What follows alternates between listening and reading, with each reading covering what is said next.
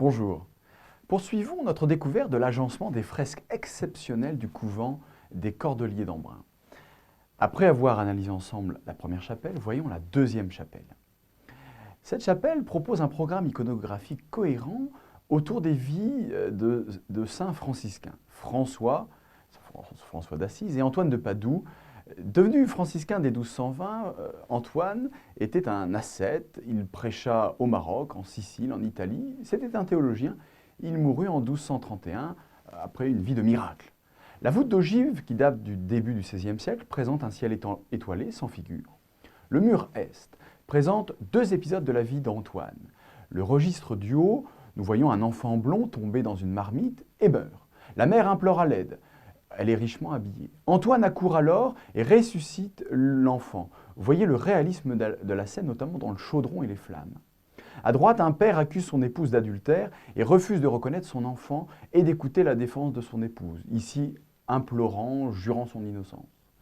Antoine arrive, prend le nouveau-né dans ses bras et le bébé immédiatement se met à parler en disant « C'est bien toi mon père », disculpant ainsi sa mère. Sur le mur occidental, un autre artiste de meilleure qualité a mis en place une double scène autour d'Antoine. Il est présenté l'évangile à la main et dans un décor urbain, caractéristique des lieux de prédication des franciscains. À droite, des paysans des alentours sont venus demander la protection du saint pour leurs troupeaux. Nous voyons des bœufs, des chèvres, des moutons. Tandis qu'à gauche, des malades et des infirmes viennent solliciter une guérison. Antoine guérit des paralysés, des possédés, des pestiférés. Il y a d'ailleurs confusion avec le grand saint Antoine, fondateur des ermites au IVe siècle, et qui en effet guérissait la peste. Voyez le réalisme de la maladie, avec les bubons, des visages, avec les bonnets rustiques. Chaque visage est unique. Sur le mur nord, un double miracle d'Antoine, représenté sur fond de montagnes rocheuses et abruptes. Nous voyons des prisonniers en tunique simple, qui présentent leurs fers et leurs boulets, implorant une libération. Antoine les délivre, symbole de la libération définitive qu'est le paradis sur le péché. À droite, nous voyons une barque qui penche dangereusement. Deux marins sont tombés et un autre est debout en priant. Les marins sont sauvés de la noyade par Antoine. On ne peut s'empêcher de reconnaître dans la fresque le paysage d'Embrun. La haute falaise n'est-elle pas celle d'Embrun? Le donjon rectangulaire n'est-il pas la tour brune? L'église n'est-elle pas la cathédrale? Et ces barques sur la rivière ne sont-elles pas les chaloupes de la Durance? En bas, nous voyons Saint Marius, évêque de Lausanne du VIe siècle, saint patron du Valais, signe de lien étroit entre la vallée de la Durance et la Suisse. À droite, une martyre anonyme, une jeune fille, elle a les cheveux blonds dénoués, qui tient dans sa main la palme du martyr. La structure de la chapelle suit une logique pastorale. Le mur oriental expose les premiers miracles d'Antoine devant quelques personnes. Le mur oriental expose les guérisons multiples et l'essor de son culte. Les fidèles viennent par groupes entiers, signe d'une piété qui débouche sur le culte à Embrun et dans les Alpes visibles par le paysage et la figure de Marius. La troisième chapelle est beaucoup plus sobre. Le mur nord garde les armoiries de la branche cadette des seigneurs de Rame, sans doute bienfaiteurs des Cordeliers. Nous voyons une imposte sculptée d'une sirène à double queue, très courante dans l'iconographie médiévale. Le mur est, nous voyons un grand calvaire très impressionnant des années 1440, dans un style piémontais. Regardez le soin des drapés, le décor montagneux. De gauche à droite, nous voyons Antoine l'ermite, à longue barbe de prophète, un sanglier à ses pieds, Saint François avec les stigmates en raison de sa canonisation, Saint Jean, un évêque, peut-être Saint Marcellin, le premier évêque d'Embrun, et représenté avec gravité et recueillement. La présence d'Antoine l'ermite renvoie à l'homonymie avec Antoine de Padoue, dont la vie est développée dans la chapelle voisine. Saint Antoine l'ermite était réputé pour guérir le mal des ardents, comme Geneviève dans la première chapelle.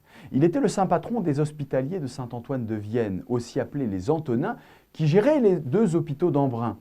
Le rapport avec le contexte local semble donc assez net.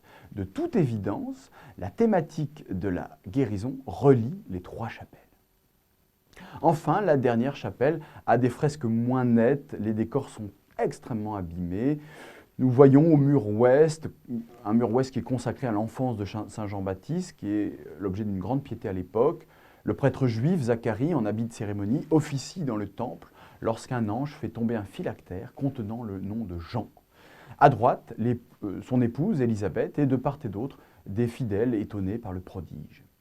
Sur le registre inférieur, on devine la visitation entre Marie et Élisabeth sur fond de décor urbain avec les traits d'une rue italienne du XVe siècle.